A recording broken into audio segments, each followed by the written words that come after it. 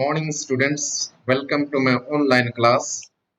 Today we will study from class 12th Flamingo book, Rat Trap second part. In my first part video I had already explained about the rat, rat trap seller, and now we will continue afterwards. I will be explaining both Hindi as well as in English. Let's start now. तो इससे पहले कि मैं अगले इस video में मैं प्रारंभ करूं, थोड़ा सा फ्लैश हम देखें कि रेड ट्रैप सेलर किस तरह से एक जंगल में फंस गया था, हताश निराश, और वह थका हारा हुआ जमीन पर लेट गया था कि वह नहीं बच पाएगा, लेकिन उसको कुछ आवाज सुनाई देती है, किसी कारखाने में हथौड़े से मारने की आवाज, और वह उसी दिशा में लड़खड़ाते हुए चला आता है। और उसके पश्चात हम आगे पढ़ेंगे।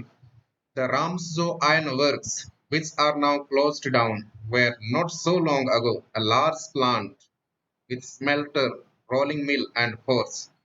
राम्स जो आयरन वर्क्स है, जो कि यहाँ पर लेखक यही बताना चाह रहा है कि लेखक जब इस कहानी को लिखा उस समय तक ये जो कारखाना था वो बंद हो चुका था। Which are now closed down, जो अभी बंद हो चुका था। Were not so long ago, वो बहुत पहले की बात नहीं है। यहाँ पर एक बहुत बड़ा प्लांट हुआ करता था, लार्ज प्लांट विथ स्मेल्टर, जहाँ पर बड़े बड़े लोहे को पिघलाया जाता था। स्मेल्टर का अर्थ होता है पिघलाना। रोलिंग मिल का अर्थ होता है जब बड़े बड़े लोहे को पिघलाया जाता है, वो पिघल करके पानी की तरह वो जब बहता है लाल रंग का, और जब उसको सांचे में ढाल दिया जाता है या तो धातु की चादर बना दिया जाता है। एंड फोर्स का अर्थ है यहाँ पर लौह खान, फोर्स लौह Khan. In the summer time long lines of heavily loaded barges and scows slide down the canal. तो गर्मी के मौसम में बहुत लंबी लंबी लाइन, जो कि बहुत भारी भारी वजन से लोडेड रहते हैं, क्या, बार्जेस एंड स्काउस। तो बार्जेस जो है दो प्रकार के नौका है, नाव है, बार्जेस एंड स्काउस। स्काउस बार्जेस का अर्थ होता है एक प्रकार का नाव जिसमें कि ऊपर में कपड़े लगा होता है और जो हवा की दिशा से उधर इधर चलता है। और दूसरा है स्काउस, स्काउस जो कि बहुत वजनी, बहुत बड़े बड़े नाव होते हैं जिसमें लौह अयस्क को ढोया जाता है या तो लाने ले जाने का काम किया जाता है। स्लाइड डाउन द कैनल, तो आते जाते हैं कहा, नहर से। कैनल, कैनल का अर्थ है नहर या तो जो बहुत बड़ा भाग जो कि काफी गहरा होता है जिसमें कि नाव या आती जाती है। इस lead to a large inland lake, और उसमें से होकर के, कारखाने से होकर के इस कैनल के माध्यम से वो बड़े झील में जाती है नाव, और वहां से स्वीडन में लौह अयस्क को भेजा जाता था, स्वीडन के मार्केट में भेजा जाता था। And in the winter time the roads near the mill were black from all the coal dust which sifted down from the big charcoal crates. और ठंड के मौसम में जो कारखाने के आसपास जो सड़कें होती हैं वो काले रंग के हो जाते हैं, और आसपास जो भी पेड़ पौधे होते हैं उसमें जो चारकोल, कोयले का जो धूल होता है, डस्ट मतलब जो धूल होता है, जिसके कारण से जो छन करके नीचे गिर जाता है। सिफ्टेड, सिफ्टेड करके होता है, जो कोयला लाया जाता है तो बहुत बड़ा बड़ा उसका प्लेट होता है, क्रेट्स, क्रेट्स का अर्थ होता है बहुत बड़ा बड़ा खांचा होता है, खांचे में लाया जाता है, और जो भी जो चूर्ण होता है वो छन करके नीचे गिर जाता है और वही सड़क पर बैठ जाता है, आसपास के पेड़ पौधों पर बैठ जाता है, जिसके कारण वो आसपास के पेड़ पौधे और सड़क कैसे दिखाई देता है, पूरा काला दिखाई देता है। क्रेट्स का अर्थ होता है खांचा। During one of the long dark evening just before Christmas, तो ऐसे ही कुछ समय है ठंड के मौसम में, जल्दी सूर्यास्त हो जाता है और शाम गहरी अंधेरी हो जाती है, तो ऐसा ही कुछ मौसम था, अंधेरी शाम है। और ये भी कब है, क्रिसमस के पहले की अंधेरी शाम है। The master Smith and his helper sat in the dark force, उसका जो मालिक था मास्टर स्मिथ मुख्य लोहार था, और उसका सहायक, उन लोग लौह खान में अंधेरे कमरे में बैठे हुए थे। डार्क फोर्स मतलब लौह खान के अंधेरे कमरे में बैठे थे। Near the furnace, near the furnace मतलब भट्टी के पास, फर्नेस का अर्थ होता है भट्टी, भट्टी के पास ये दोनों बैठे हुए थे। Waiting for the pig iron, और इन लोग इंतजार कर रहे थे क्या के लिए, पिग आयरन। पिग आयरन जो कि लोहे के छोटे छोटे टुकड़े होते हैं जिसको कि हम लोग डाले हुए थे उसमें उसको गलाने के लिए। Which had been put in the fire, जो कि आग में उसको डाला गया था। टू बी रेडी, ताकि उसको तैयार किया जा सके। Put on the anvil, put on the anvil, anvil मतलब एक प्रकार का लोहे का उपकरण, एक प्लेटफॉर्म होता है जिसके ऊपर रख करके ये जो पिग आयन है उसको हथौड़े से मारा जाता है ताकि उसको सही शेप, सही आकार दिया जा सके। Every now and then one of them got up to stir the glowing mass. तो बीच बीच में, एवरी नाउ एंड देन मतलब बीच बीच में, लोग दोनों तो बैठे थे साथ में, लेकिन बीच बीच में उनमें से एक खड़ा हो जाता था स्टार चलाने के लिए, उसको हिलाने के लिए। स्टार मतलब चलाना होता है, जिस तरह से सब्जी इत्यादि में पकाते हैं तो हम लोग कलछुल चलाते हैं। स्टार का अर्थ होता है चलाना। द ग्लोइंग मास, चमकते हुए उस लोहे के अंगार, जो कि लाल रंग के पिग आयन हो गया है, उसको चलाने के लिए।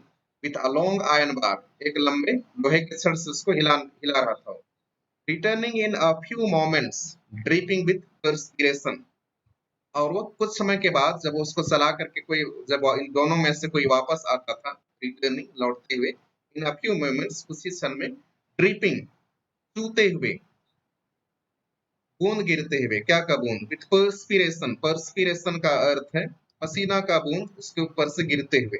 मतलब लोहे का जो सॉरी फर्नेस, जो भट्ठी है, बहुत ही अधिक ताप दिया जाता है ताकि लोहे को पिघलाया जा सके। और वहां पर खड़े होकर के उसको चलाना, मतलब व्यक्ति इतना उस कठिन परिश्रम भी कर रहा है, साथ ही साथ उसको पसीना भी आ रहा है। और वही जब वो कुछ समय के पश्चात जब वह अपने स्थान पर लौटता है तो उसके शरीर से पसीना छूता हुआ रहता है। तो एज वॉज द कस्टम, हालांकि उनका जो कुछ रीति रिवाज था, कस्टम, कस्टम का अर्थ है रीति रिवाज, उनका कुछ कस्टम है, रीति रिवाज है। He wore nothing but a long shirt and a pair of wooden shoes. तो वो केवल पहना हुआ था एक लंबा शर्ट और एक जोड़े लकड़ी का जूता पहना हुआ था। इस ठंड के मौसम में हम समझ सकते हैं, क्रिसमस के पहले का मौसम है और कितना फ्रीजिंग ठंड लगता है। और इस परिस्थिति में इनके पास बहुत सारी सुविधाएं जो कि कारखाने में मिलने चाहिए थी, वो सुविधाएं नहीं है। और इन लोग अपना एक जो कि परंपरा या तो उनका जो रीति रिवाज था, छोटा सा शर्ट पहना हुआ है और लकड़ी के एक जोड़े जूते पहने हुए हैं, और उसी तरह से इन लोग काम चला रहे हैं। और फिर भी इन लोग को लोहे के भट्ठी के सामने उन लोग काम कर रहे हैं, इसलिए कितना पसीना आ रहा है। All the time there were many sounds to be heard in the force. तो सभी समय वहां बहुत तरह की आवाज सुनाई देती थी। टू बी हर्ड मतलब सुनाई देती थी, इन फॉर्स उस लौ खान में। The big bellows ग्रोन्ड and the burning call cracked. Big bellows, bellows ये नया शब्द आया है। बेलोस एक धौंकनी होता है, जो आप अगर गांव में रहते होंगे या तो देखे होंगे। जो पहले लुहार, वो चमड़े का बना होता था और उसके दोनों पैर में मतलब चमड़ा, चमड़े के ऊपर पैर रखने से वो दोनों से एक नली जाकर के आग के पास ही मिलता था। और दोनों चमड़े में पैर रखने से, एक पैर को नीचे रखने और एक पैर को उठाने से, उसमें से जो हवा निकलता था आग के पास पहुंचता था। और आग में जैसे ही हवा पहुंचता था उसमें कराहने की आवाज सुनाई देती थी। तो वो एक तरह से धौंकनी था। तो इसी तरह से आग को सुलगाने के लिए, आग को और अधिक लौ देने के लिए यहाँ ये बेलोस धौंकनी रखा गया था, और उसका यहाँ कराहने की आवाज सुनाई दे रही थी। ये तो कारखाने के अंदर की बात है कि क्या क्या कारखाने के अंदर सुनाई दे रही थी। तो यहाँ धौंकने की आवाज, एंड बर्निंग कॉल, और कोयले की जलने की आवाज, क्रैक मतलब किस तरह से कड़क क्रिक का आवाज सुनाई दे रहा था, उसको कहा जाता है क्रैक। तो कोयले की जब जलता है उस समय उसकी किस तरह से आवाज आ रही, उसकी आवाज सुनाई दे रही थी कारखाने में। The fire boy shoveled charcoal into the mouth of the furnace with a great deal of clatter। और जो लड़का था, shoveled मतलब फावड़े से इन कोयलों को डाल रहा था। कहाँ? भट्ठी के मुंह पर। माव का अर्थ है मुंह पर। इसके मुंह पर, भट्ठी के मुंह पर, फर्नेस के मुंह पर। with a great deal of clatter, और उससे भी कुछ आवाज निकल रहा था। कड़क कड़क की आवाज, क्लैटर मतलब उससे भी कुछ आवाज निकल रहा था। तो ये तो रही बात कारखाने के अंदर क्या क्या आवाज सुनाई दे रही थी। आउटसाइड रोड द वाटरफॉल, अभी कारखाने के बाहर झरने का गर्जन सुनाई दे रहा था। वाटरफॉल मतलब झरने, झरना। रोड मतलब गर्जन। And a sharp north wind whipped, और एक तीव्र गति का उत्तरी हवा व्हिप्ड प्रहार कर रहा था। द रेन पानी को against the brick tile roof, जो वहां ब्रिक के भांति जो छत था उस पर ये जो खपड़ा लगा हुआ था, सज्जा लगा हुआ था, उस पर तेजी से प्रहार कर रहा था। मतलब बारिश बहुत जोर से हो रही थी और उसका भी आवाज सुनाई दे रहा था। It was probably on account of all this noise that the blacksmith did not notice that a man had opened the gate. तो हो सकता है, probably मतलब इस हो सकता है, on account of all this sound, इन सभी आवाज के कारण ही, that the blacksmith की लुहार did not notice, वो ध्यान नहीं दिया, that a man had opened the gate, कि एक व्यक्ति गेट को खोला है, and entered the force और लव खान में प्रवेश कर चुका है। until he stood close up to the furnace, जब तक कि वह भट्टी के नजदीक नहीं आ पहुंचा, तब तक उसको जानकारी नहीं हुआ, किसको, लोहार को। Surely it was nothing unusual for poor vagabonds without any better shelter for the night to be attracted to the force. तो निश्चय ही ये कोई असाधारण चीज नहीं था इस बेचारे घुमंतु व्यक्ति के लिए। भागाबोन्स, भागाबोन्स का अर्थ होता है जो आवारा होते हैं, घुमंतु होते हैं, जिसका कोई प्रॉपर रहने का घर नहीं होता है, उनको कहा जाता है भागाबोन्स। विदाउट एनी बेटर शेल्टर, तो उनके लिए इससे अच्छा कोई आश्रय नहीं हो सकता है। शेल्टर, शेल्टर का अर्थ होता है आश्रय। तो ये जो कारखाना था जंगल के नजदीक में था होगा, और इस तरह से घुमंतु व्यक्तियों के लिए इससे इस जगह से अच्छा कोई आश्रय नहीं हो सकता। फॉर द नाइट, रात्रि के लिए, टू बी अट्रैक्टेड, जो कि आकर्षित हो जाते थे, टू द फोर्स, इस लौ खाने पर, by the glow of light, क्योंकि वहां कुछ चमक होती थी, लाइट चमकता था, escape through the sooty panes, और वो लाइट कहाँ से निकलता था, उस शीशे से। पेन्स, पेन्स का अर्थ शीशा, जो कि काले रंग का रंगा होता था, और उस काले रंग से मतलब कुछ किरणें बाहर निकल जाती थी, और वही इन भागाबोन्स लोगों को, इन घुमंतु लोगों को आकर्षित करता था अपने आश्रय पाने के लिए।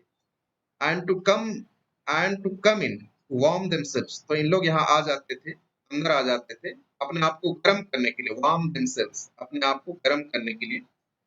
In front of the fire, आग के सामने, आग के सामने अपने आप को गर्म करने के लिए। The blacksmiths glanced only casually and indifferently at the intruder. तो यहाँ जो लुहार है, ब्लैक स्मिथ लुहार, glanced only casually, ऐसे ही देखा, वो एक नजर केवल देखा, एंड indifferently, और उसको ऐसे देखा मतलब उससे हमको कुछ भी मतलब नहीं है। और द इंट्रूडर, इंट्रूडर मतलब जो बिना किसी परमिशन के वो अंदर घुस चुका है, उसको ऐसे ही मतलब कैजुअली वो देखा, और उसको उससे कुछ कुछ भी नहीं होता है। मतलब उसको किसी तरह का सम्मान या किसका नाम भी नहीं पूछा कि कहाँ से आ रहे हो या क्या, एक शब्द तक नहीं कहा black Smith. He looked the way people of this type usually did. तो ये बात कही जा रही है इंट्रूडर के लिए, इंट्रूडर मतलब उस रैट सेलर के लिए। तो वह ऐसा ही दिखाई दे रहा था वो व्यक्ति, जैसे कि बहुत सारे लोग दिखाई देते हैं। कैसे दिखाई देते हैं? विद अ लॉन्ग बियर्ड, लंबे दाढ़ी के साथ, डर्टी, गंदा, रैग्ड, फटा पुराना कपड़ा पहना हुआ, and with a bunch of rat traps, और चूहेदानी की गुच्छों के साथ, डैंगलिंग, डैंगलिंग जो कि लटका हुआ था, ऑन हिज चेस्ट, उसके छाती पर। रैग्ड का अर्थ होता है फटा पुराना, डैंगलिंग का अर्थ होता है लटका हुआ। तो फटा पुराना कपड़ा पहना हुआ था, और कुछ चूहेदानी, जो है चूहेदानी या तो चूहे का फंदा उसके छाती से लगा हुआ था, लगा हुआ लटक रहा था। He asked permission to stay. उन्होंने परमिशन मांगा रुकने के लिए। And the master blacksmith nodded, और जो कि चीफ या तो मुख्य लोहार था, उसने सिर हिला दिया। अ हॉटी कंसेंट, और घमंड से उसको परमिशन दे दिया। हॉटी मतलब बिना किसी सम्मान के, उसको पूछा भी नहीं कि कहाँ से आ रहे हो, कितना दिन तक रुकोगे, या इस तरह का जो सम्मान या इज्जत देते हैं वैसे नहीं पूछा हो, लेकिन सिर हिला करके बस उसको ऐसे ही मतलब परमिशन दे दिया। Without honouring him with a single word, तो उसको एक शब्द भी नहीं कहा उसके सम्मान में। The Triumph did not say anything either, तो यहाँ फिर से नया शब्द आया है। तो ट्रायम्फ आपने सुना शुरुआत से ही। तो रैट ट्रैप सेलर, तो इस रैट ट्रैप सेलर का कितने नाम से पुकारा जा रहा है? रैट ट्रैप सेलर, फिर पेडलर, फिर भागाबोंड, और यहाँ नया शब्द आया है ट्रैम्प। ट्रैम्प का अर्थ भी होता है भागाबोंड ही होता है, मतलब आवारा, जो घुमंतु होते हैं उनको ट्रैम्प भी कहा जाता है। The tramp did not say anything either, तो एक शब्द भी नहीं कहा उसने, पूछा भी नहीं कि कहाँ से आ रहे हो। तो यहाँ पर ये जो ट्रैम्प था, रैट ट्रैप सेलर था, इसने भी एक शब्द भी नहीं कहा। He had not come there to talk but only to warm himself and sleep. तो वहां ये बात करने के लिए नहीं आया था, लेकिन वहां तो वो अपने आप को गर्म करने के लिए और सोने के लिए आया था। In those days, the Ramsjo iron mill was owned by a very prominent iron master. तो उन दिनों राम्सजो आयरन मिल, राम्सजो का जो लोहे का कारखाना है, वो एक बहुत ही प्रभावशाली व्यक्ति के द्वारा प्रभावशाली व्यक्ति के द्वारा उसको ओन किया गया था। उसका मालिक था, जो मालिक था राम्सजो आयरन मिल का, वो बहुत ही प्रभावशाली व्यक्ति था, iron master. whose greatest ambition was to ship out good iron to the market, जिसका कि सबसे बड़ा जो इच्छा था, जो उसका अम्बिशन था, उसकी चाह थी, वो यही था कि वो शिप आउट, मतलब जहाज से वो क्या करे, अच्छे लोहे को बाजार में भेज दे बिक्री के लिए। He watched both night and day, और इसलिए वो निगरानी करता था, दिन रात दोनों टाइम वो निगरानी करता था। To see, ये देखने के लिए that the work was done as well as possible, कि काम जितना अच्छा हो सके, जितना संभव हो सके, अच्छा से अच्छा काम हो। And at this very moment, और इस क्षण भी, he came into the force, वह उस लौ खाने में आ गया। On one of his nightly round of inspection, तो वो हमेशा आता था, तो दिन में 2 बार वो आता था, तो उसमें इसका एक मतलब नाइटली राउंड ऑफ इंस्पेक्शन, तो रात्रि के निरीक्षण के लिए इस दौरा में वो आ गया। Naturally, the first thing he saw was the tall ragamuffin. तो निश्चित रूप से जो सबसे पहला चीज उन्होंने देखा वो क्या था, एक लंबा सा, टॉल मतलब लंबा सा, रैगमैफिन। रैगमैफिन मतलब एक और फिर नया शब्द आया है। तो ये रैगमैफिन उस रैट ट्रैपर के लिए प्रयोग किया गया है, रैट ट्रैप बेचने वाला के लिए, पेडलर के लिए प्रयोग किया गया है रैगमैफिन। रैगमैफिन का अर्थ होता है फटा पुराना कपड़ा पहने हुए। Who had eased his way so close to the furnace, जो कि अपना रास्ता बना लिया था। Who has eased his way, अपना रास्ता बना लिया था, या तो eased his way मतलब बहुत आराम से सोया हुआ था। So close to the furnace, कहा भट्टी के बहुत नजदीक में आराम से सोया हुआ था। That steam rose from his wet rags, और यहाँ तक कि भीगा हुआ था, शायद पानी आ रहा था, भीगा हुआ था, और भट्टी के बहुत नजदीक सोया हुआ था, और उसके गीले कपड़े से भाप निकल रहे थे, भाप उठ रहे थे। स्टीम, स्टीम का अर्थ है भाप, रोज उठ रहे थे फ्रॉम हिज वेट रैग्स, उसके गीले कपड़े से। The iron master did not follow the example of the black Smith, तो आयरन मास्टर उस तरह का व्यवहार नहीं किया जिस तरह का व्यवहार उस लुहार ने किया था। मतलब उसको वो केवल एक नजर देखा और उसके साथ वो बात भी नहीं किया था, और उसको किसी भी तरह का सम्मान नहीं दिया था, उसको पूछा भी नहीं कि कहाँ से आ रहे हो, कि क्या है। इस तरह का व्यवहार ये आयन मास्टर ने नहीं किया। who had hardly who had hardly deigned to look at the stranger, मतलब वो मुश्किल से एक झलक देखा था इस अजनबी पर, कौन, ब्लैक स्मिथ, लेकिन ऐसा नहीं किया, कौन, ion master. he walked close up to him, वह चल करके उसके नजदीक गया। looked him over very carefully, उसको बहुत ही ध्यान से देखा। then tore off his slouch, और उसके बाद वो उसका जो टोपी पहना हुआ था उसको ऊपर उठाया। tore off मतलब ऊपर उठाना। स्लाउस, स्लाउस का अर्थ है कि गोलादार टोपी, जो कि अधिकतर विदेशों में पहना जाता है, उसको पहना हुआ था, उसको ऊपर उठा दिया। To get better view of his face, ताकि वो अच्छे से उसके चेहरे को देख सके। But of course it is you, it's all of, he said, how you do look, उन्होंने कहा कि but of course it is you, बोल रहा है अरे ये आप हो, नील्स ओलोफ, मतलब ऐसा लग रहा है कि जो आयन मास्टर है उसको पहचाना ऐसा लग रहा है, लेकिन वो भ्रम में है। he said, how how you do look, बोल रहा है तुम कैसे दिख रहे हो। उसको नाम भी दिया क्या, नीलिस ओलोफ, नील्स ओलोफ, तो बोल रहा है नील्स ओलोफ ये तुम हो, तुम कैसे दिख रहे हो, बोल रहे हैं। The man with the rat traps had never before seen the iron master at Ramsjo, तो यहाँ भ्रम हो गया है। जो आयरन मास्टर है वो किसी अपना पुराना परिचित समझ रहा है उसको, और इसलिए बोल रहा है नील्स ओलोफ हो तुम, और कैसे दिखाई दे रहे हो, उसको वो धोखा खा रहा है। The man with the rat traps had never before seen the iron master at Ramsu, क्योंकि यहाँ नीचे के लाइन में स्पष्ट बताया गया है कि ये जो चूहेदानी बिक्री करने वाला, इससे पहले इस आयरन मास्टर को रामसो में कभी नहीं देखा था। And did not even know what his name was, और ये इतना तक भी नहीं जानता था कि उसका नाम क्या है। But it occurred to him that if the fine gentleman thought he was an old acquaintance, he might perhaps throw him a couple of kroner. But it occurred to him, तो अभी रैट ट्रैप का तो सुहेदानी बिक्री करने वाला था, rat trap seller के मन में ये भावना आ रही है, it occur to him that if the fine gentleman thought, कि बोल रहा है अगर ये जो सज्जन है, अगर उसको लगता है कि उसका मैं कोई पुराना परिचित आदमी हूँ, अक्वेंटेंस मतलब कोई पुराना परिचित आदमी हूँ, ही माइट परहैप्स, और अगर उसको ऐसा लगता है तो वो शायद उसको क्या दे, कुछ और भी क्या दे देगा, क्रोनर दे देगा। क्रोनर का अर्थ है एक स्वीडिश करेंसी को क्रोनर कहा गया है। स्वीडिश करेंसी, जैसे कि भारत में जो करेंसी है वो रुपया है, तो स्वीडिश का जो करेंसी है वो क्रोनर है। तो बोल रहा है कि वो हो सकता है उसको और कुछ रुपया दे दे। Therefore he did not want to undeceive him all at once, और इसीलिए वो उसको मतलब भ्रम में ही रखना चाहता है। He did not want to undeceive मतलब डिसीव का अर्थ तो पहले हम समझ लेते हैं। डिसीव का अर्थ होता है धोखा देना। अनडिसीव का अर्थ है मतलब वो धोखा देना नहीं चाहता था, क्योंकि वो बोल रहा है कि वो अपना पुराना परिचित समझ रहा है, और इसलिए वो उसको उसका पुराना परिचित ही बन करके रहना चाह रहा है। उसका जो भ्रम था उसको तोड़ना नहीं चाह रहा है। कौन? ये rat trap seller. Yes, God knows things have gone down hill with me, he said. वो बोल रहा है, जब उसको बोला गया कि तुम कैसे दिखाई दे रहे हो, तो बोल रहा है हाँ, भगवान ही जानता है।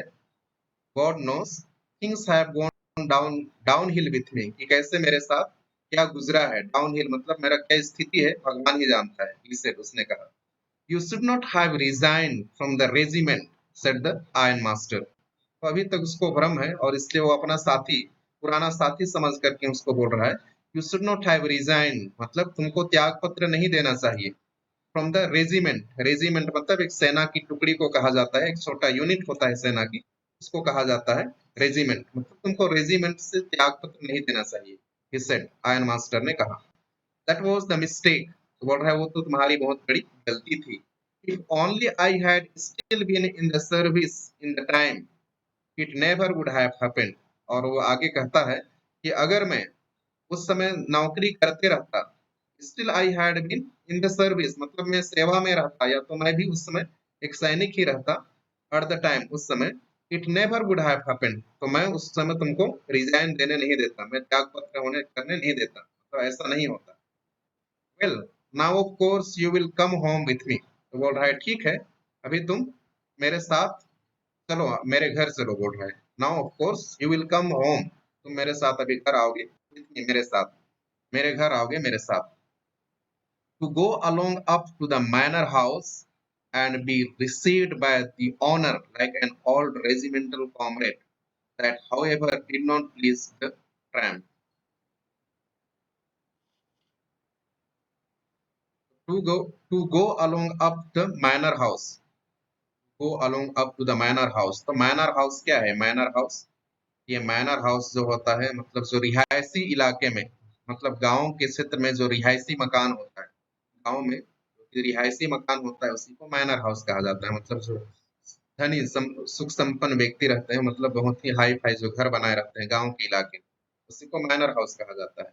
तो उसके साथ उसके सुख संपन्न घर में जाने के लिए, एंड बाय रिसीव्ड, और उसके द्वारा मैं क्या रिसीव्ड बाय द ओनर, और उस मालिक के द्वारा मेरे को क्या किया जाएगा, रिसीव किया जाएगा, मेरा अवभगत किया जाएगा।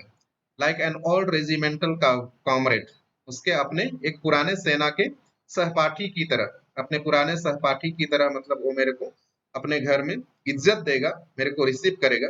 That how ever did not please the tramp, तो ये मतलब इसको अच्छा नहीं लग रहा है, इस जो राइट ट्रैप सेलर है, फिर से यहाँ ट्रैम्प का प्रयोग किया है ये भागाबोंड के लिए। ट्रैम्प का अर्थ है आवारा या घुमंतु व्यक्ति के लिए अच्छा नहीं लग रहा है कि उसके घर में जाना, उस रिहायशी मतलब धन धन संपन्न परिवार में जाना, उसके घर में जाना, और उस मालिक के द्वारा हमको अपना एक पुराना सेना का साथी की तरह मेरे साथ बिहेव करना, इज्जत देना, इसके लिए थोड़ा अच्छा नहीं लग रहा है राइट ट्रैप सेलर के लिए। No, I couldn't think of it, he said, looking quite alarmed, तो बोल रहा है नहीं, मैं ऐसा कभी नहीं सोच सकता हूँ। he said, उसने कहा, लुकिंग क्वाइट अलार्म्ड, बहुत ही चौकन्ना हो गया वो। लुकिंग क्वाइट अलार्म्ड मतलब बहुत ही चौकन्ना होकर बोल रहा है कि मैं ऐसा कभी नहीं सोच सकता हूँ। he thought of the 30 kroner, उसने सोचने लगा 30 kroner के बारे में। तो ये 30 क्रोनर जो कि स्कॉप्टर से उसने सुराए थे, 10-10 के 3 नोट थे और 30 क्रोनर थे, उसके बारे में वो सोचने लगा। Go up to the manor house would be like throwing himself voluntarily into the lion's den. तो अभी सोच रहा है, डरा हुआ है, चौकन्ना है, तो बोल रहा है अपने 30 उसके पास 30 क्रोनर भी है और इसलिए बोल रहा है कि उस माइनर हाउस में जाना, इस व्यक्ति के साथ उसके मतलब धन संपन्न परिवार में जाना, तो वो तो क्या होगा, इस तरह से होगा, लाइक थ्रोइंग हिमसेल्फ, कि अपने आप को फेंकना, वॉलंटरी नहीं, मतलब स्वेच्छा से अपने आप को शेर के मांद में डालने के समान है, मतलब अपने आप को स्वेच्छा से खतरे में डालने के समान है। के घर में जाना मतलब अपने आप को स्वेच्छा से खतरे में डालने के समान है, बोल रहा है। लायंस डेन, डेन का अर्थ होता है मान या गुफा, गुफा को डेन कहा जाता है। He only wanted a chance to slip here in the forest and then sneak away as inconspicuously as possible. तो वह तो इतना ही चाहता था, he only wanted मतलब वो इतना ही चाहता था, a chance मतलब एक अवसर चाहता था ताकि वह यहाँ सो सके, here in the forest मतलब इस लौ खाने में वो सो सके, एंड देन स्नीक अवे और वह चुपचाप से खिसक जाए, स्नीक अवे का अर्थ है चुपचाप से खिसक जाना, एज इनकॉन्स्पिक्यूअसली, इनकॉन्स्पिक्यूअसली, इनकॉन्स्पिक्यूअसली मतलब दूसरों से नजर बचा करके, दूसरों के नजर में आए बिना ही वह चुपचाप से वहां से खिसक जाना चाहता था, बिना दूसरों के नजर में आए बिना, इनकॉन्स्पिक्यूअसली मतलब दूसरों के नजर में आए बिना, एज पॉसिबल जितना जल्दी संभव हो सके वह वहां से भाग जाना चाहता था। द आयरन मास्टर अस्यूम्ड, तो यहाँ पर हम मजेदार बात देखते हैं, मतलब ये तो अपने में चिंतित था, जो रैट ट्रैप सेलर है वो सोच रहा था, अपने आप में चिंतित था, वो पैसे के बारे में सोच रहा था कि वहां मैं जाऊंगा तो अपने आप को मतलब शेर के मांद में डालने के समान है अपने आप को। लेकिन यहाँ पर ये आयरन मास्टर सोचता है, अस्यूम मतलब वो अस्यूम करता है, सोचता है that he felt embarrassed because of his miserable clothing. तो यहाँ ये सोच रहा है अनमास्टर कि हो सकता है इसको शर्म आ रहा है, एम्बारास मतलब शर्म आ रहा है, क्यों शर्म आ रहा है, because of his miserable clothing, क्योंकि ये फटा पुराना कपड़ा पहना हुआ है जिसके कारण से हम उसको मेरे साथ मेरे घर जाने में से इसको शर्म आ रही है, ऐसा वो सोचता है। लेकिन रैट ट्रैप सेलर तो वो कुछ पैसे के बारे में सोच रहा था। Please don't think that I have such a fine home that you cannot show yourself there. तो बोल रहा है कृपया ऐसे मत सोचो कि हमारे पास बहुत सुंदर घर है और तुम वहां अपने आप को नहीं दिखा सकते हो, या तो तुम वहां नहीं जा सकते हो, ऐसा मत सोचो, फटे पुराने कपड़े में तुम वहां नहीं जा सकते हो, ऐसा मत सोचो। He said, उसने आगे कहा, एलिजाबेथ इज डेड, तो बोल रहा है एलिजाबेथ उसकी पत्नी है, उसकी मृत्यु हो चुकी है। As you may already have heard, जैसे कि तुम शायद सुन चुके होगे कि उसकी मृत्यु हो चुकी है। माई बॉयज आर अब्रोड, और मेरे जो लड़के लोग हैं वो विदेश में है, अब्रोड, अब्रोड का अर्थ है विदेश में है। And there is no one at home except my oldest daughter and myself, और वहां पर घर में कोई भी नहीं है सिवाय, एक्सेप्ट मतलब सिवाय इसके, मैं मेरे सबसे बड़ी मेरे सबसे बड़ी बेटी के सिवाय वहां पर कोई नहीं है, तो मैं और मेरे सबसे बड़ी बेटी ही घर में है, एंड माई सेल्फ, और मैं खुद हूँ, मेरी बड़ी बेटी और मैं खुद वहां रहते हैं। We were just saying that it was too bad we didn't have any company for Christmas, और हम लोग बात ही कर रहे थे, we were just saying that मतलब हम लोग बात ही कर रहे थे कि ये बहुत खराब स्थिति है, बहुत अच्छी बात नहीं है। didn't have any company for Christmas, क्योंकि क्रिसमस के समय के लिए हम लोगों के पास कोई मतलब कोई साथी नहीं है जिसके साथ हम मिल करके क्या मना सके, क्रिसमस का त्योहार मना सके, हम लोग ऐसा बात ही कर रहे थे। कितना खराब स्थिति है, इस बार तो हमारे लिए कोई भी ऐसा साथी नहीं है जिससे मिल करके क्रिसमस मना सके।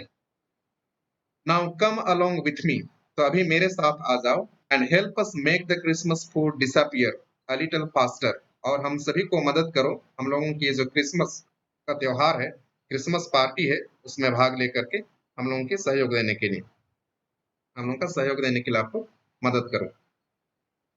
But the stranger said no and again no, and the iron master so that he must give in. But the stranger said, लेकिन ये अजनबी जो कहा, अजनबी अडिग रहा, वो बोल रहा है नहीं मैं नहीं जाऊंगा, मैं नहीं जाऊंगा, और दोबारा से वो कहा मैं नहीं जाऊंगा। And the iron master so that he must give इन, और अंत में आयरन मास्टर ने देखा कि उसको ही अब क्या हो रहा है, झुकना पड़ रहा है, मतलब गिव इन मतलब सरेंडर कर दिया, गिव इन मतलब त्याग देना, उसको परस्यू करना, उसको मनाने के लिए उसको जबरदस्ती ले जाने का जो उसके मन में जो था भाव, उसको त्याग देता है, छोड़ देता है उसको, अब नहीं जाऊंगा बोल रहे हैं तो। It looks as though captain von Stahl prefer to stay with you tonight. तो यहाँ पर ये जो स्वीडिश शब्द है बहुत ही उच्चारण मतलब सिजर्टन स्ट्रॉम, मतलब उसमें क्या स्वीडिश भाषा में लिखा हुआ है ही सेड। तो ये प्रयोग किया गया है किसके लिए? लुहार के लिए प्रयोग किया गया है, लुहार के लिए प्रयोग किया गया है। तो बोल रहा है it looks as though captain von Stahl prefer to stay with you. तो ये जो captain von Stahl, captain von Stahl वही है जो ऊपर में हम प्रयोग किए गए शब्द, और एक शब्द यहाँ पर आयन मास्टर ने प्रयोग किया था, ये तुम हो बोल करके, तो उसी शब्द को यहाँ ये कैप्टन मतलब उसी का नाम है, ये भी नाम है कैप्टन वॉन स्टेल, जो कि उसका पुराना साथी रहा होगा, जब इन लोग दोनों सेना में साथ में थे, काम करते थे, तो उनका कैप्टन रहा होगा कैप्टन वॉन स्टेल, तो उसी का नाम ले रहा है। बोल रहा है कि ऐसा लगता है कि कैप्टन यहीं तुम्हारे साथ ही रुकना चाह रहा है, लुहार बोल रहा है आज रात के लिए तुम्हारे साथ ही रुकना चाह रहा है बोल रहा है। He said, उसने कहा द मास्टर ब्लैक स्मिथ। तो मास्टर ब्लैक स्मिथ जो मुख्य लुहार था उससे कहा कि ये जो कैप्टन हॉर्न स्टेल है तुम्हारे साथ ही आज रात यहाँ रुकना चाह रहा है। And turned on his heel, and turned on his heel मतलब इतना बोल करके वो वहां से चला गया। कितना सुंदर फ्रेज है, turned on his heel, turned on his sorry turned on his heel मतलब वहां से वो चला गया, इतना बोल करके वो चला गया। But he laughed to himself as he went away, लेकिन वो खुद खुद अपने आप पर वो हंस रहा था, जैसे जैसे वो नजदीक गया, मतलब वहां से निकला, वो खुद पर वो हंस रहा था। as he went away वो जाते जाते हंसते गया। And the black Smith who knew him, तो ब्लैक स्मिथ जो कि बहुत साल तक उसके साथ काम किया है, उसके हाव भाव से वो परिचित है, उसको पता था। अंडरस्टूड वेरी वेल मतलब वो अच्छी तरह से समझ गया, वो अंडरस्टूड वेरी वेल मतलब बहुत अच्छी तरह से उसको समझ गया that he had not said his last word, कि वो अपना आखिरी शब्द नहीं बोला है, मतलब वो कुछ और करने वाला है। अभी वो मतलब आखिरी शब्द नहीं बोला है, मतलब और ये लौट के आएगा या किसी को भेजेगा, तो इसका हाव भाव से मतलब ब्लैक स्मिथ जो है वो समझ गया, तो उसका और कुछ करने वाला है। It was not more than half an hour before they heard the sound of carriage wheels outside the force. तो ये इतना मुश्किल से आधा घंटा ही बीता होगा। It was not more than half an hour बोल रहे हैं, मतलब ये आधा घंटा ही मुश्किल से बीता होगा आयन मास्टर के जाने के बाद। बिफोर दे हर्ड तब उन्होंने सुना the sound of carriage wheels, तो घोड़े गाड़ी की चक्के की आवाज, घोड़े गाड़ी की आवाज आती हुई उन्होंने सुना। आउटसाइड द फोर्स लौ खान के बाहर में घोड़े गाड़ी के आने की आवाज उन्होंने सुना। And a new guest came in, और एक नया मेहमान अंदर आई। But this time it was not the iron master, लेकिन इस समय कोई आयन मास्टर नहीं था। He had sent his daughter, वह अपनी बेटी को भेजा था, apparently hoping that she would have better powers of persuasion than he himself। apparently मतलब जैसे दिखाई देता था, वो आशा किया वो, hoping मतलब आशा करते हुए, that she would have better powers उसके पास कुछ अधिक शक्ति होगा, अधिक तरीका, दूसरा तरीका होगा, वो परसुएशन, परसुएशन मतलब उसको मनाने का, किसको, इस रैट ट्रैप सेलर को मनाने का, उसको मना करके घर बुलाने का, उसके पास बेहतर तरीका होगा, अच्छा तरीका होगा, जो कि वो खुद के पास नहीं है, उसके पिताजी के पास नहीं है। हो सकता है उसकी बेटी जा करके उस अजनबी को, उस रैट ट्रैप सेलर को मना ले, और मना करके घर ले आए, और इसीलिए उसने अपनी बेटी को भेजा है। She entered, वह प्रवेश करती है लॉ खान में, followed by a valet, followed by a valet, और उसके साथ साथ में एक नौकर भी है। Carrying on his arm a big fur coat, और अपने जो हाथ में वो पकड़ा हुआ है, या पकड़ा हुआ एक बड़ा सा फर कोट, फर मतलब एक तरह का जो बाल होता है, उस तरह अंदर में रुद्ध, बहुत स्मूथ बाल होता है, उस तरह का वो कोट पकड़ा हुआ था अपने हाथ में। She was not at all pretty, तो यहाँ हम देख सकते हैं कितना बेइज्जती के तरीके से उसको बेइज्जती किया गया है, उसकी यहाँ सुंदरता से क्या लेना देना था। But she was not at all pretty, तो वह उतनी सुंदर नहीं थी। But seemed modest and quite shy, लेकिन वो कुछ मॉडेस्ट और क्वाइट शाई, बहुत मॉडेस्ट और कुछ शर्मीली सी लग रही थी। वो कुछ सज्जनता था और कुछ शर्मीली सी लग रही थी वो, साई, साई का अर्थ है शर्मीली।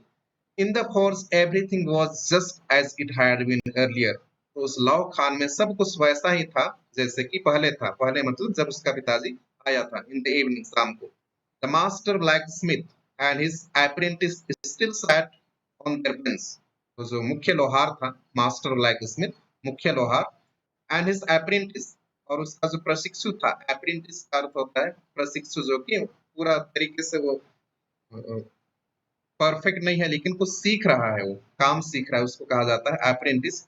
Still sat on their bench, वो अभी तक बेंच में बैठे हुए थे, इंतजार कर रहे थे पिग पिग आयरन का पिघलने की। And iron and charcoal still growled in the furnace, और जो लोहा है और कोयला अभी तक ग्लोड इन द फर्नेस, अभी भी मतलब भट्टी में चमक रहे थे। The stranger had stretched himself out on the floor and lay with a piece of pig iron under his head. तो जो स्ट्रेंजर है, अजनबी है, वो stretched himself मतलब फैल गया था, लेट गया था, out on the floor, जमीन पर, and lay with a piece of pig iron under his head, और अपने सिर के नीचे तो लोहे के छोटे छोटे टुकड़े थे, उसको अपना सिरहाना बना लिया था। And his hat pulled down over his eyes, और अपना टोपी को अपने आंख के ऊपर रख लिया था। As soon as the young girl caught sight of him, और जैसे ही उस नौजवान लड़की की नजर उस अजनबी पर पड़ी, she went up and lifted his hat, वह उसके पास गई और उसके टोपी को उठा दिया। इससे पहले भी हमने देखा उसका पिताजी भी वही कार्य किया था, और इसको अभी तो मतलब परेशान, ये सोने भी नहीं दे रहे दोनों बाप बेटी। और यहाँ पर ये फिर से गया और उसके चेहरे से वो अपना तो, टोपी को वो हटा दी। The man was evidently used to sleeping with one eye open। तो मैन जो है मतलब इस तरह का जो भागाबोंड लोग होते हैं, या तो जो आवारा या घुमंतु टाइप के लोग होते हैं, मतलब चौकन्ना रहते हैं, सोते भी हैं तो थोड़ा सा चौकन्ना रहते हैं कि पूरा गहरी नींद में न सो जाए। तो जब वो सोता था वो अपना एक आंख बंद करके सोता था, और इसीलिए चौकन्ना था। ही जम्प्ड अप अब्रप्टली, वह अचानक से वह उछल पड़ा। अब्रप्टली मतलब अचानक से, जम्प्ड मतलब उछल पड़ा। And seem to be quite frightened, और उसको मतलब बहुत डर लगा, वो बहुत डरा हुआ था। फ्राइटन्ड मतलब बहुत डरा हुआ था, ऐसा प्रतीत हो रहा था कि वो बहुत डरा हुआ था। My name is Edla Wilmanson, said the young girl. तो अपना इंट्रोडक्शन दे रही है, वो बोल रही है कि मेरा नाम एडला विलमैनसन है, said the उस नौजवान लड़की ने कहा। My father came home and said that you wanted to sleep here in the forest tonight। तो मेरे पिताजी घर आए और उन्होंने कहा कि तुम यहाँ लौ खाने में सोना चाहते हो आज रात। And then I asked permission, और तब मैंने उससे परमिशन लिया, to come and bring you home to us, ताकि मैं यहाँ आ सकूं और तुमको मेरे अपने साथ घर ले जाऊं। I am so sorry captain, तो बोल रहे मुझको बहुत खेद है captain, that you are having such a hard time, कि तुमको इस तरह की परिस्थितियों से होकर के गुजरना पड़ रहा है, उसके लिए मुझे खेद है। She looked at him compassionately, वह बहुत ही सहानुभूति पूर्वक उसको उसको देखती है। कंपैशनेटली बहुत बहुत उसको दया आ जाए, सहानुभूति पूर्वक उसको देखती है। विथ हर हेवी आइज, अपने भारी आंखों से। एंड देन शी नोटिस्ड, और तब उन्होंने ध्यान दिया, that the man was afraid, कि वो व्यक्ति बहुत डरा हुआ है। उसको देखती है कि मतलब कैप्टन तो बोलती है ना, कैप्टन बोलती है, लेकिन वो देखती है कि किस व्यक्ति तो बहुत अधिक डरा हुआ है। either he has stolen something or else he has escaped from jail। तो उस तरह का भाव वो पढ़ लेती है, उसका डरावना, इतना डरा हुआ है उसको देख करके, तो सोचती है या तो ये कुछ चीज चोरी किया है, समथिंग ही हैज स्टोलन मतलब कुछ चीज चोरी किया है, और else he has escaped from jail, या तो जेल से वो भागा है, ऐसा सोचती है। She thought and added quickly, वह कुछ समय सोचती है और तुरंत वो बोलती है, you may be sure captain that you will be allowed to leave us just as freely as you came। तो बोल रही है उसको वो पूरा मतलब, यू मे बी श्योर, उसको इतना तो आभास दिला देती है कि तुम निश्चिंतित हो जाओ captain, that you will be allowed to leave us, तुम लोगों तुमको छोड़ने के लिए हम लोग तुमको छोड़ देंगे, जैसे उतना ही स्वतंत्रता से जैसे कि तुम हमारे पास आए हो। तो हम लोग तुमको किसी भी बंधन में नहीं रखेंगे, बोल रही है, तुम्हारी स्वतंत्रता की कद्र की जाएगी। हम तुमको उतने ही स्वतंत्रता से छोड़ देंगे जैसे कि तुम हमारे घर में आओगे।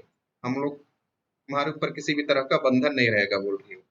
Only please stay with us over Christmas Eve, बोल रही है केवल हमारे पास क्रिसमस ईव के लिए रुक जाइए। क्रिसमस ईव मतलब ये जो क्रिसमस का त्योहार के पहले दिन, ईव का अर्थ होता है कोई घटना या त्योहार के पहले दिन को कहा जाता है ईव। तो क्रिसमस के पहले दिन के लिए कम से कम रुक जाइए, बोल रहे हैं क्रिसमस के पहले दिन। तो ये जो क्रिसमस का त्योहार है बड़े ही बहुत ही धूमधाम से ईसाइयों के द्वारा ईसा मसीह के जन्म के उपलक्ष्य में मनाया जाता है, तो उस त्योहार के लिए इन्होंने उसको मतलब निमंत्रण दे रही है। She said this in such a friendly manner that the rat trap peddler must have felt confidence in her. तो यहाँ लेखक यही बताना चाह रहा है कि वह उसको कितना ही इतना अच्छा दोस्ताना रूप से इस तरीके से उन्होंने अपनी बात रखी कि रैट ट्रैप के मन में एक तरह से कॉन्फिडेंस आ गया कि हाँ वो हमको मतलब झूठ नहीं बोल रही है, वो हमको जरूर इस तरह का मतलब कितना मतलब दयालु है और कितना सहानुभूति दर्शा रही है। तो उसके मन में भी क्या आ गया, कॉन्फिडेंस आ गया। ये लेखक कह रहे हैं she said this in such a friendly manner, इतना दोस्ताना की तरीके से इस तरीके से वो बोली that the rat trap peddler must have felt कि उसको ऐसा मतलब उसके मन में एक उसके ऊपर ट्रस्ट आ गया, कॉन्फिडेंस आ गया। इस तरह का डर या झिझक था वो धीरे अभी समाप्त हो गया। It would never have occurred to me that you would bother with me yourself, miss, he said. तो देखो इसका टोन भी बदल गया है अभी। It would never have occurred to me, तो ऐसा कभी नहीं हुआ होगा बोल रहा है। It would have it would it would never have occurred to me, मतलब ऐसा मेरे साथ ऐसा कुछ भी नहीं हुआ है। that you would bother, आप परेशान हो रही हो मेरे कारण से, with me yourself, मतलब मेरे कारण से आप परेशान हो रही हो, मिस बोल रहा है। I will come at once, तो बोल रहा है मैं तुरंत जाऊंगा। तभी देखो कितना मतलब वो जल्दी से वो तैयार हो गया जाने के लिए। He accepted the fur coat, उसने जो कोट उसका नौकर पकड़ा हुआ था उसको स्वीकार कर लिया। Which the valet handed him with a deep bow, जिसको के नौकर बहुत ही इज्जत के साथ सम्मान के साथ अपना सिर झुका करके उसको दिया। हैंडेड हिम मतलब सुपुर्द कर देना। विथ अ डीप बाव, गहरे इज्जत के साथ सिर झुका करके, है ना। बाव बाव का अर्थ सिर झुकाना, डीप बाव मतलब सिर झुका करके उसको दे दिया। Threw it over his racks, और वह उसको अपने फटे पुराने कपड़े के ऊपर पहन लिया। And followed the young lady out to the carriage, और वो उस नौजवान लड़की के पीछे पीछे घोड़ा गाड़ी की तरफ चल दिया। Without granting the astonished blacksmith so much as a glance, तो अभी कितना जो ब्लैक स्मिथ था, लोहार था, इसको किसी भी तरह का इज्जत नहीं दिया था, उसको इसकी किसी भी तरह का परवाह नहीं थी, पूछा तक नहीं था। लेकिन अभी इसको क्योंकि बहुत इज्जत मिल रहा है, एक कैप्टन का दर्जा मिल रहा है, और उसको तरफ एक नजर भी वो नहीं दौड़ाया, और वह चला गया उस लेडी के पीछे पीछे। But while he was riding up to the manor house, he had evil forebodings, लेकिन जिस समय वो चढ़ रहा था, while he was riding, जिस समय वो चढ़ रहा था और जाने के लिए तैयार हुआ कहाँ, मैनर हाउस की तरफ, तो उसके मन में एक तरह से कुछ आशंका हुई, कुछ बुरा घटना घटने की आशंका हुई। Evil for boardings, evil for boardings मतलब कुछ बुरा घटना घटने का आभास होता है, उसमें कुछ गलत होने जा रहा है, ऐसा उसके मन में आता है। फॉर मतलब पहले, बोर्डिंग्स मतलब कुछ बुरा होने वाला है, ऐसा सोचता है। Why the devil did I take that fellow's money? He thought. तो अभी आप अपने आप में उसको मतलब गुस्सा आ रहा है, पछतावा हो रहा है। वो बोल रहा है कि Why the devil did I take the fellow's money? उस व्यक्ति के पैसे को मैंने क्यों चुरा लिया, बोल रहा है। He thought, उसने सोचा। Now I am sitting in the trap. बोल रहा है मैं अभी तो खुद इस ट्रैप में, इस फंदा में मैं फंसा हुआ हूँ, फंस चुका हूँ। And will never get out of it. और मैं इस फंदे से, इस जाल से मैं कभी नहीं निकल पाऊंगा। तो जिस तरह से वो शुरुआत से ही सोचता था कि दुनिया क्या है, एक फंदा है, और ये हम लोगों को पैसा ऑफर करती है, रुपया ऑफर करती है, सुख सुविधाएं उपलब्ध करती है एक चारे के रूप में, और जिसके लालच में व्यक्ति आता है और वो फंस जाता है। तो इस तरह का वो मतलब मैं पहले भी सोचा करता था, और अभी वो अपने आप खुद फंसा हुआ महसूस कर रहा है इसमें, उसी को सोचते अभी सोच रहा है वो। The next day was Christmas Eve, और दूसरे दिन क्रिसमस की शाम थी। एंड क्रिसमस के पहले की शाम थी, क्रिसमस ईव मतलब क्रिसमस के पहले की शाम थी। And when the iron master came into the dining room for breakfast, he probably thought with satisfaction of his old regimental comrade whom he had run across so unexpectedly. The next day, तभी तो चले गए एक दिन बीत गया, तो next day दूसरे दिन क्रिसमस ईव, दूसरे दिन था, क्या था, क्रिसमस ईव था, क्रिसमस के एक दिन पहले का दिन है। And when the iron master came into the dinner dining room, और जब आयरन मास्टर डाइनिंग रूम में, जहाँ पर खाना खाते हैं, डाइनिंग रूम जहाँ पर लोग खाना खाते हैं उसको कहा जाता है डाइनिंग रूम। तो आयरन मास्टर सुबह जब डाइनिंग रूम में नाश्ता करने आया for breakfast, he probably thought, तो उसने ऐसा सोचा, सेटिस्फैक्शन, उसको मतलब संतुष्टि का अभाव आभास हो रहा था, satisfaction of his all regimental comrade, क्योंकि उसका जो रेजिमेंटल सेना का जो साथी है, सेना का जो साथी है वो उससे मतलब ऐसे ही अनएक्सपेक्टेडली, मतलब वो कभी सोचा नहीं था कि उससे वो मिल पाएगा, उसका जो कैप्टन था उससे वो मिल पाएगा, लेकिन कैसे वो उसका पुराना साथी के साथ अचानक से उसका मिलन हो